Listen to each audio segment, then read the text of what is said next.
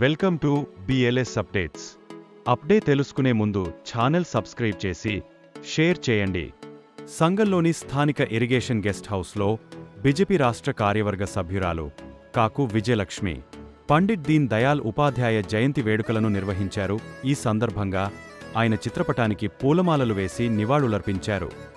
భారత రాజకీయాల్లో దీన్ దయాల్ ఉపాధ్యాయ కొత్త ఒరవడిని సృష్టించారని ఆమె గుర్తుచేశారు. స్వాతంత్ర్యం వచ్చిన వెంటనే మొదట రాష్ట్రీయ స్వయం సేవక్ సంఘ్, ఆ తర్వాత భారతీయ జనసంఘ్ ల ద్వారా రాజకీయ రంగ ప్రవేశం చేసిన దీన్ దయాల్ ఉపాధ్యాయ దేశ సామాజిక, ఆర్థిక, రాజకీయ పరిస్థితులను మార్చేశారని అన్నారు.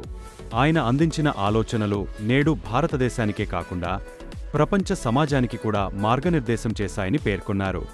ఈ కార్యక్రమంలో స్వయం సేవకులు, బీజేపీ మండల ప్రధాన కార్యదర్శి కలకంటి మాల్యాద్రి, బీజేవైఎం జిల్లా ఉపాధ్యక్షుడు మాచిరాజు వెంకటేష్, బీజేపీ కార్యకర్తలు పాల్గొన్నారు.